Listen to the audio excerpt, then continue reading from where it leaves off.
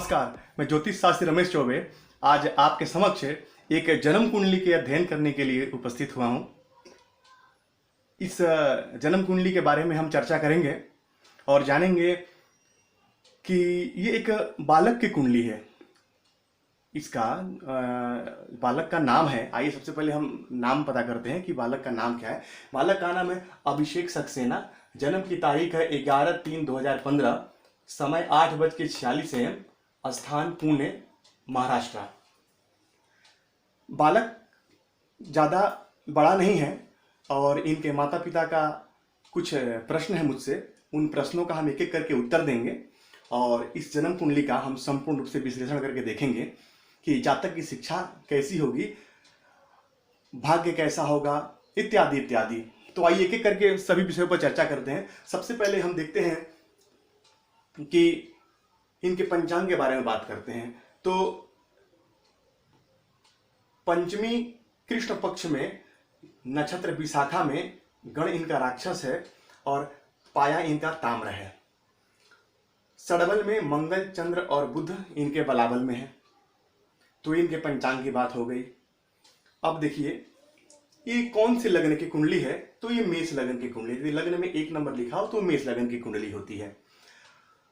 अब इस मेष लग्न की कुंडली में सबसे सर्वाधिक जो योग कारक ग्रह बनते हैं वो बनते हैं सूर्यदेव, मंगल देव और देवगुरु बृहस्पति। अब इन ग्रहों के डिग्री के बारे में बात कर लेते हैं। तो इनका लग्न 2 डिग्री पे अश्विनी नक्षत्र में यानी केतु के नक्षत्र में बैठा हुआ है। सूर्य इनके 26 डिग्री में पूर्वा भाद्रपद नक्षत्र में यानी गुरु के नक्षत्र में बैठे हुए हैं। चंद्रमा 25 डिग्री पे विशाखा नक्षत्र यानी गुरु के नक्षत्र में बैठे हुए हैं। मंगल 20 डिग्री पे रेवती यानी कि बुध के नक्षत्र में बैठे हुए हैं। बुध 2 डिग्री पे धनिष्ठा यानी मंगल के नक्षत्र में बैठे हैं, यानी कि मंगल और बुध ने दोनों आपस में नक्षत्र का परिवर्तन किया हुआ है। वहीं देवगुरु बृहस्पति 19 डिग्री पे अश्लेषा नक्षत्र में वक्री होके बुध के नक्षत्र में बैठे हुए हैं। शुक्र 28 डिग्री पे रेवती नक्षत्र में यानी कि बुध के नक्षत्र में बैठे हुए हैं। शनिदेव 10 डिग्री पे अनुराधा नक्षत्र यानी कि स्वयं के नक्षत्र में बैठे हुए हैं। राहु देव 17 डिग्री पे हस्त यानी कि चंद्रमा के नक्षत्र में बैठे हुए हैं। केतु देव 17 डिग्री पर रेवती यानी कि बुध के नक्षत्र में बैठे हुए हैं। बालक ने बृहस्पति की महादशा में जन्म लिया और 5/10/2024 तक बृहस्पति की दशा ही इस बालक को चलेगी। बालक पूर्ण रूप से स्वस्थ है क्योंकि देवगुरु बृहस्पति के महादशा में जन्म हुआ है और देवगुरु बृहस्पति जो इस कुंडली में भाग्य भाव के कारक है, वो कुंडली के 4थे भाव में उच्च राशिगत बैठे हैं। हम बृहस्पति पे चर्चा करेंगे। सबसे पहले हम आते हैं लग्न के बारे में। तो लग्न के स्वामी यहाँ बनते हैं मंगल और जाके कुंडली के 12वें भाव में बैठे हुए हैं। इनके चलित चक्र में कुछ ग्रहों की स्थितियां बदली हुई हैं। इनके शुक्र, मंगल और केतु ये लग्न का फल दे रहे हैं। सूर्य जो यहाँ एकादश भाव में दिख रहे हैं आपको, वो 12वें भाव का फल दे रहे हैं। और चंद्रदेव जो 7म भाव बैठे हैं वो शनि के साथ जाकर के कुंडली के 8म भाव का फल दे रहे हैं। देवगुरु बृहस्पति जो कुंडली के 4थे भाव बैठे हैं वो 5म भाव का फल दे रहे हैं। अब देखिए मेष लग्न कैसा लग्न, अग्नि तत्व का लग्न, जातक थोड़ा क्रोधी प्रवृत्ति का, जातक थोड़ा जल्दबाज प्रवृत्ति का, हर काम में शीघ्रता करने वाला, पराक्रमी, मंगल के गुणों से युक्त यानी कि जोशीला, फुर्तीला, कदकाठी से अच्छा, देखने में सुंदर, थोड़ा लालिमा लिए हुए चेहरा होता है ऐसे व्यक्तियों का, पूर्ण रूप से गौण वर्ण के नहीं होते हैं। अब देखिए मंगल जो लग्नेश हैं वो लग्न का ही फल दे रहे हैं, यानी कि मंगल जो है वो महापुरुष योग बना के बैठे हैं। इसका नाम है रोचक महापुरुष योग। रोचक महापुरुष योग यदि कुंडली में हो तो जातक जो है वो पराक्रमी होता है, अपने शौर्य और पराक्रम के लिए जाना जाता है। ऐसे जातक जो हैं वो सेना, पुलिस इत्यादि में उच्च पद अधिकारी बनते हैं। वहीं यदि मैं कुंडली के 5म भाव की बात करूं तो 5म भाव के स्वामी बनते हैं सूर्य। हो जाए कुंडली के एकादश भाव में बैठे हैं और अपनी 7वीं दृष्टि वापस कुंडली के 5म भाव को देखते हैं। ये बड़ा ही श्रेष्ठ है क्योंकि 5म भाव से हम शिक्षा इत्यादि का विचार करते हैं। तो यदि पंचमेश 5म भाव को देखे, कोई भी ग्रह यदि अपने भाव को देखे तो अपने भाव का नुकसान नहीं करता है बल्कि अपने उस भाव की वृद्धि ही करता है। तो 5म भाव पे सूर्य की दृष्टि पड़ेगी तो इनकी शिक्षा इत्यादि के लिए ये बड़ा ही अच्छा योग देखा जा रहा है।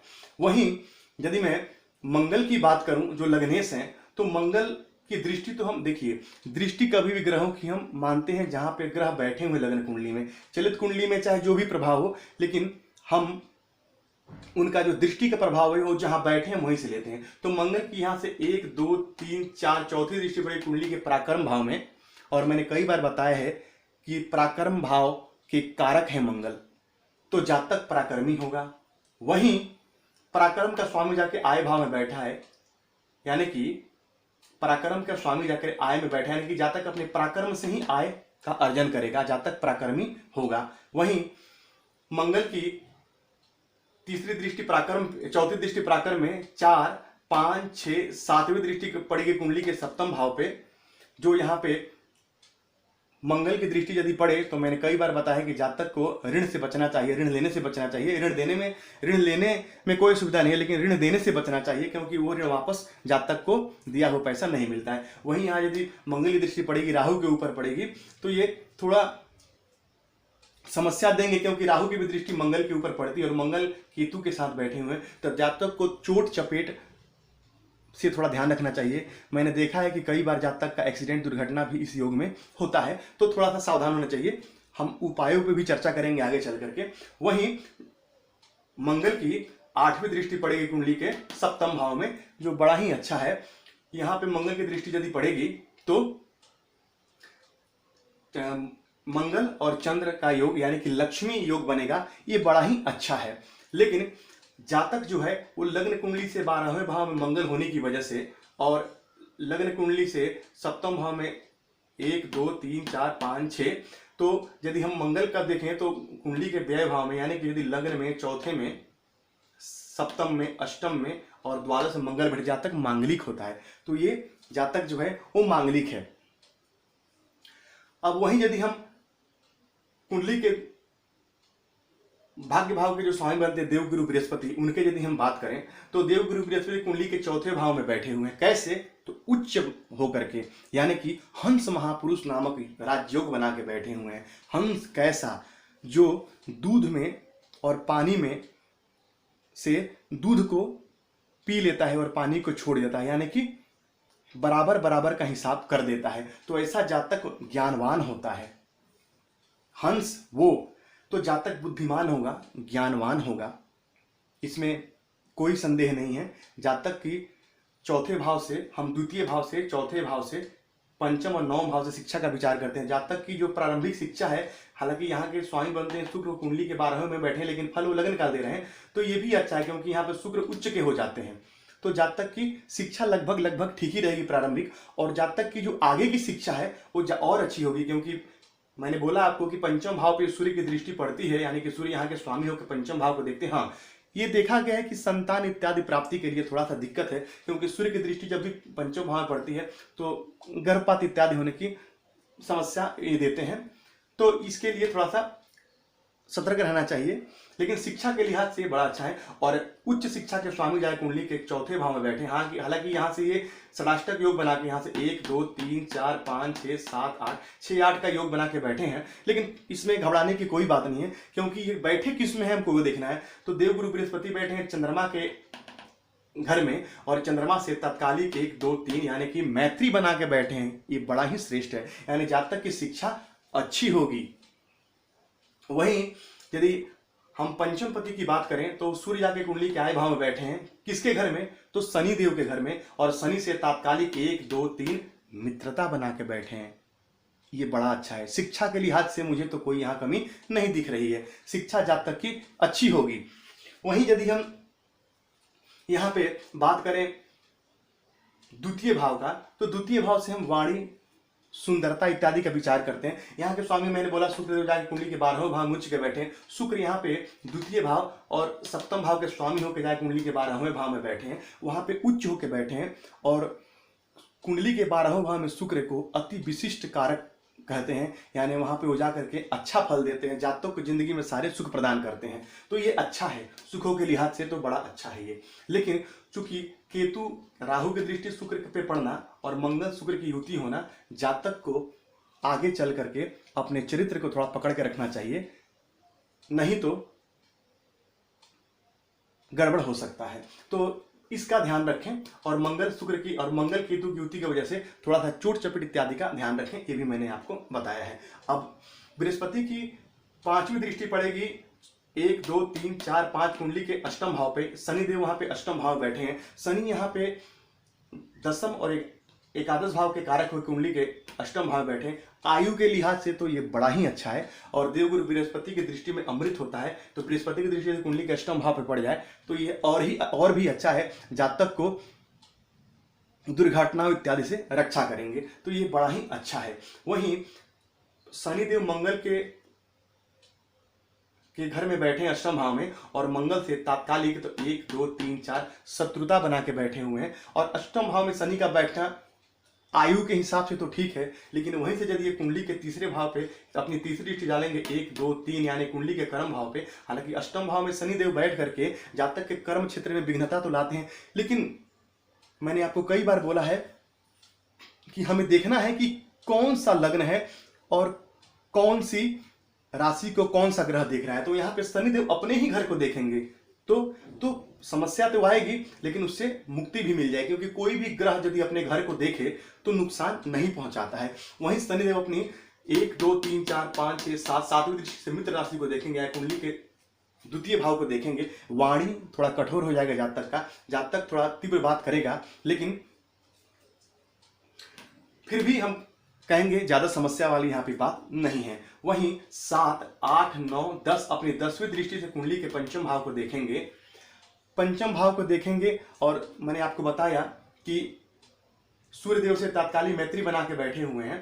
पंचम भाव को देखेंगे तो थोड़ी बहुत समस्या, जैसे मैंने आपको बताया कि सूर्य को भी देखना, पंचम भाव को शनि का भी देखना, तो संतान इत्यादि के लिए थोड़ा असुविधा हो सकता है। बाकी चिंता करने की विशेष आवश्यकता नहीं है, हम छोटे छोटे उपाय को करके इनसे मुक्ति पा सकते हैं। वहीं अब यदि मैं बात करूं चंद्रमा की, तो चंद्रमा चतुर्थ भाव के स्वामी कुंडली के सप्तम भाव में जाके बैठे हैं और फल कुंडली के अष्टम भाव का दे रहे हैं, लेकिन बृहस्पति के चौथे और दसम का संबंध होने की वजह से ये गजकेसरी योग का निर्माण कर रहे हैं। ये अत्यंत ही श्रेष्ठ है। देखिए, जातक गण राक्षस है और पाया ताम्र है, ताम्र पाया है धन के लिए श्रेष्ठ है। ताम्र पाया में जन्मे बच्चे जो हैं वो धन धान्य के लिए उनको जीवन में ज्यादा समस्याओं का सामना नहीं करना पड़ता है, धन धान्य वो प्राप्त कर लेते हैं। वहीं गण राक्षस है, तो राक्षस गण वाले कैसे होते हैं, तो पराक्रमी होते हैं, पराक्रम करते हैं, जिंदगी में हार के नहीं बैठते हैं, वो पराक्रम पे विश्वास रखते हैं। तो जातक पराक्रम करेगा, और मैंने कहा कि पराक्रम के स्वामी जाके आय भाव में बैठे हैं, पराक्रम करेगा, जिंदगी में आय अर्जित करेगा, तो इसमें कोई समस्या नहीं है। अब वहीं यदि मैं बुध देव की बात करूं तो बुध देव इस कुंडली में सर्वाधिक अकारक ग्रह माने गए हैं। मैंने पहले भी अपने प्रोग्राम में इस बात की चर्चा की है। वो यहाँ पे तीसरे और छठे भाव के स्वामी कुंडली के आय भाव में जाके बैठे हैं, लेकिन कोई भी ग्रह यदि कुंडली के एकादश भाव में जाके बैठ जाए तो अच्छा ही फल प्रदान करता है, इसमें घबराने वाली कोई बात नहीं है, क्योंकि यहाँ पे जाकर के अच्छा फल प्रदान करेंगे। शनि के राशि में शनि से तात्कालिक मैत्री बना के बैठे हुए हैं, तो ये बड़ा ही अच्छा है, इसमें घबराने वाली बात नहीं है। यानी कि बुध का भी फल मिलेगा। रवि और बुध का जो बुधादित्य कुंडली के 11 भाव में है वो बड़ा अच्छा है। यहाँ पे बुध को अति विशिष्ट कारक कहते हैं। यदि कुंडली के 11 भाव में रवि सूर्य यानी बुध सूर्य और बुध बैठ जाएं तो जातक जिंदगी में धन के लिए कभी उसको असुविधा नहीं होती है। जातक को कहीं ना कहीं कहीं ना कहीं प्रकार से जातक के पास धन आते रहता है और धन प्राप्ति के कई सारे जातक के स्रोत भी होते हैं, तो ये बड़ा अच्छा है। अब शुक्र की मैंने चर्चा कर चुका हूं, अब शनिदेव की भी आपको मैंने बता दिया है। अब यदि मैं राहुदेव की बात करूं तो राहुदेव इस कुंडली के छठे भाव में बैठे हैं। कैसे? तो बुध के घर में बैठे हैं, बुध से तात्कालिक शत्रुता बना के बैठे हुए हैं, लेकिन फिर भी छठे भाव में बैठे हुए जो राहुदेव हैं वो कुंडली के सप्तम भाव का फल दे रहे हैं। लेकिन अब यहाँ पे राहुदेव बैठ के शत्रुहंता योग बनाएंगे, जातक को शत्रु इसके समक्ष टिक नहीं पाएंगे। हाँ, थोड़ा कमर इत्यादि में समस्या देंगे, लेकिन ये जो राशि है ये राहुदेव की स्वयं की राशि मानी गई है, ऐसा कई जगह विवेचना है शास्त्रों में। तो यहाँ बैठ करके वो खराब फल प्रदान नहीं करेंगे, तो ये अच्छा है, इसमें घबराने की कोई बात नहीं है। अब इनका जो मुख्य जो प्रश्न था मुझसे कि शिक्षा कैसी होगी, मैंने बताया शिक्षा के लिहाज से कोई समस्या नहीं है, क्योंकि शिक्षा के स्वामी शिक्षा भाव को देख रहे हैं और उच्च शिक्षा के स्वामी जाके कुंडली के चौथे भाव में उच्च के होकर बैठे हुए हैं। हालांकि बृहस्पति चौथे भाव में बैठे तो थोड़ा जातक को घर से दूर रहना पड़ता है। अब वहीं चौथे भाव के स्वामी चंद्रमा से तात्कालिक मैत्री संबंध बना के बैठे हो तो जाति की शिक्षा अच्छी होगी, घबराने वाली कोई बात नहीं है। वहीं इनके माता पिता का प्रश्न है, क्या मेरा बेटा डॉक्टर बन सकता है? देखिए, मंगल जो है वो डॉक्टरी के कारक हैं, और देवगुरु बृहस्पति को भी कहीं ना कहीं डॉक्टरी के लिए हम देखते हैं। सूर्य को भी हम देखते हैं। अब सूर्य का एकादश भाव में बैठना कैसे, तो 25 डिग्री पे, कौन से, तो विषम राशि में 25 डिग्री पे बैठे हैं, यानी कि वो मृतक प्राय हैं। तो हम सूर्य को बलाबल दे करके और सूर्य का लाभ अर्जित कर सकते हैं। देखिए, इतने कम समय में यदि मैं, बालक का कोई ज़्यादा उम्र नहीं है, 5-6 साल का बालक है, तो अभी ही कह देना कि हाँ डॉक्टर बन जाएगा, आगे चल करके और देखना चाहिए कि जातक का रुझान कौन सी क्षेत्र में है। यदि जातक का रुझान उस क्षेत्र में है और कुंडली भी सपोर्ट कर रही है तो ये बड़ा ही श्रेष्ठ होता है। तो यहाँ मंगल लग्न का फल दे रहे हैं रोचक महापुरुष योग का। मंगल लग्न में हो तो जातक, और अपने ही राशिगत हो तो जातक के लिए बड़ा अच्छा है। जातक मेडिकल के क्षेत्र में जाता है, वहीं देवगुरु बृहस्पति का भी सपोर्ट मिल रहा है इनको, और सूर्य भी एकादश भाव का लाभ इनको दे रहे हैं, तो ये बड़ा ही अच्छा है। अब बलाबल में भी मैंने आपको बताया कि षडबल में भी मंगल सबसे ज्यादा बलवान है। मंगल के पास सबसे ज्यादा बल है। किसी भी सर्जरी को करने के लिए जातक का मन मजबूत चाहिए। यदि मन मजबूत नहीं है तो आप किसी को चीर या फाड़ नहीं सकते हैं। तो मन का स्वामी कौन, तो चंद्र देवता। तो चंद्रमा का देखते हैं, चंद्रमा भी षडबल में दूसरे नंबर पे है, यानी कि चंद्रमा भी बलवान है। बुध भी बलवान है, बुध बुद्धि के कारक हैं, बुध बलवान है। तो कुंडली में तो संकेत है मेडिकल के क्षेत्र में जाने के लिए। जातक यदि प्रयत्न करे, जातक यदि मेहनत करे और शुरू से ही यदि परिवार का सपोर्ट मिले तो निस्संदेह जातक उस क्षेत्र में जा सकता है। वहीं हम यदि एक नवमांश कुंडली की बात करें तो नवमांश कुंडली भी इसी लगन की, यानी कि वर्गोत्तमी नवमांश है। बड़ा ही श्रेष्ठ। जातक जिंदगी में सारे सुखों को पाता है, सारे प्रकार के सुविधाओं से संपन्न होता है। वहीं मंगल यहाँ लग्न के स्वामी कुंडली के 10वें भाव में बैठे हैं, कैसे, उच्च के, और वहां पे दिग्बल प्राप्त है इनको, बड़ा ही श्रेष्ठ। जातक के लिए ये मेडिकल फील्ड के लिए बड़ा ही अच्छा है। वहीं यदि हम सूर्यदेव की बात करें तो सूर्यदेव यहाँ पे 5वें भाव के स्वामी और कुंडली के धन भाव में बैठे हैं, बड़ा ही अच्छा। शुक्र के राशि में सुख तात्कालिक मैत्री बनाकर बैठे हुए हैं, ये बड़ा ही बढ़िया है। वहीं हम देवगुरु बृहस्पति की बात करें तो देवगुरु बृहस्पति कुंडली के 9वें भाव में ही, यानी कि उच्च शिक्षा का स्वामी, उच्च शिक्षा भाव में ही बैठा हुआ है। अत्यंत ही श्रेष्ठ, बहुत बढ़िया है शिक्षा के हिसाब से। और यदि डिग्री वाइज बात करूं तो गुरुदेव 19 डिग्री पे बैठे हैं, वक्री होकर के बैठे हैं। इनके वक्रत्व से कोई परेशानी नहीं है, क्योंकि यदि कोई शुभ ग्रह वक्री हो के शुभ भाव में बैठे तो उसकी सुविधा बढ़ जाती है, और यदि वो खराब भाव में बैठे तो उसका जो दुष्प्रभाव है वो बढ़ जाता है। तो यहाँ पे ये शुभ भाव में बैठे हैं यहाँ भी, और नवमांश कुंडली में भी बड़ा ही श्रेष्ठ है, यानी कि अपनी शुभता में विस्तार लाएंगे, ये बहुत ही अच्छा। तो मैंने बताया आपको कि लग्न का स्वामी अच्छा, पंचम का स्वामी अच्छा, और साथ में नवम का स्वामी 9वें भाव में, बड़ा ही बढ़िया योग है। यहां परेशान होने की कोई आवश्यकता नहीं है। अब इन्होंने पूछा है कि भाग्य कैसा रहेगा, तो मैंने आपको बताया कि भाग्य के कारक देवगुरु बृहस्पति उच्च के बैठे हैं, जातक का भाग्य बहुत अच्छा होगा, इसमें कोई असुविधा नहीं है। अब आने वाले दशाओं को भी हम ध्यान देंगे कि जातक की जिंदगी में जो मुख्य दशा जो इसके युवावस्था की है वो कौन से समय में आएगी, तो वो शनि की 5 अक्टूबर 2024 से लेकर के 5 अक्टूबर 2043 तक, यानी 43 तक शनि की दशा चलेगी। और शनि बैठे हैं कहां, तो कुंडली के 8वें भाव में बैठे हुए हैं। किसके राशि में, तो मंगल की राशि में, और मंगल से तात्कालिक शत्रुता बना के बैठे हुए हैं। लेकिन यही शनि नवमांश कुंडली में जाकर के उच्च के बैठे हुए हैं।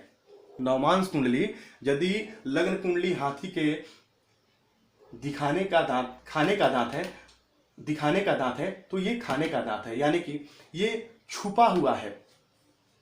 ये जो चीज है, यहां से कोई ग्रह यदि यहाँ पे कमजोर भी है और यहाँ पे यदि अच्छा होकर बैठा हुआ है तो हम उसको अच्छा मानेंगे। तो ये बड़ा ही श्रेष्ठ है यहाँ पे उच्च होकर बैठना, यानी कि शनि की महादशा जातक को परेशान नहीं करेगी। उसके लिए मैं उपाय बता दूंगा कि क्या करने से शनि की दशा खराब नहीं करेगी, जातक को परेशान नहीं करेगी। और यहाँ पे शनि पे यदि देखा जाए तो केतु की दृष्टि का पड़ना, तो केतु कुजवत केतु है, तो थोड़ा सा ध्यान रखना चाहिए स्वास्थ्य का, चोट चपेट इत्यादि का। लेकिन जातक शारीरिक रूप से बिल्कुल स्वस्थ है बालक, ये इसके स्वास्थ्य में कहीं कोई असुविधा नहीं है, क्योंकि बहुत ज़्यादा असुविधा कोई हो मुझे दिखाई नहीं रहा। बस मैंने आपको बताया कि चोट चपेट इत्यादि से जातक को बचना चाहिए। बस यही ध्यान में रखना चाहिए कि चोट चपेट इत्यादि न लगे। बड़ा ही बढ़िया, बड़ा ही श्रेष्ठ कुंडली है। वर्गोत्तमी नवांश से मैंने आपको बताया मंगल की स्थिति बहुत मजबूत है। अब शनि की दशा में जातक को सारी चीज मिलेंगे, बस कुछ उपायों को अपनाएं। क्या करें? तो सबसे पहले तो हनुमान चालीसा का नित्य पाठ करें। जातक को हनुमान चालीसा का पाठ कराने की आदत माता पिता को लगवाना चाहिए। तो यदि ये बालक यदि नित्य हनुमान चालीसा का पाठ करे, हनुमान अष्टकम का पाठ करे, बड़ा ही श्रेष्ठ होगा, क्योंकि हनुमान जी के शरण में जाने पे शनि की दशा भी जातक को परेशान नहीं करेगी। वहीं पंचम भाव के स्वामी बनते हैं सूर्यदेव, उनकी आराधना कराई जाए, यानी कि 1 लोटा अर्घ डेली सूर्य भगवान को प्रदान करें और आगे चल करके थोड़ा बड़ा होने पे ओम आदित्याय नमः इस मंत्र का जाप यदि बालक करे तो अत्यंत श्रेष्ठ होगा। साथ ही देवगुरु बृहस्पति 9 भाव के स्वामी हैं, तो मंदिर इत्यादि जाए जातक, ब्राह्मणों गुरुओं की आशीर्वाद लिया करें। और साथ ही साथ यदि मैं यहाँ बताऊं तो आगे चल करके बालक को एक देवगुरु बृहस्पति का रत्न, पहले टोपाज 9 रत्ती का लगभग, और उसके बाद यदि टोपाज छूट कर जाए तो फिर पोखराज पहना सकते हैं। इसमें कोई असुविधा नहीं है। हनुमान जी की आराधना करें, सूर्य भगवान की आराधना करें, सूर्य भगवान को अर्घ्य प्रदान करें। और यहाँ पे देवगुरु बृहस्पति के लिए मैंने आपको बताया कि विष्णु सहस्त्रनाम का पाठ है या राम रक्षा स्तोत्र का पाठ है, बहुत सारे उपाय हैं। किसी एक उपाय को अपना लीजिए, बड़ा ही लाभ होगा। तो ये कुंडली अच्छी है, हम इस कुंडली का संपूर्ण लाभ इन छोटे छोटे उपायों को करके उठा सकते हैं। तो मुझे यकीन है कि आज मैंने जो आपको बताया वो पसंद आया होगा। यदि पसंद आया तो मेरे चैनल को लाइक कीजिए, सब्सक्राइब कीजिए, कमेंट कीजिए, और मुझसे कोई सवाल पूछना है तो पूछ सकते हैं। मैं निस्संदेह आपके सवालों का जवाब दूंगा। तो आज के लिए इतना ही। आपका दिन शुभ हो, इसी मंगल कामना के साथ में नमस्कार।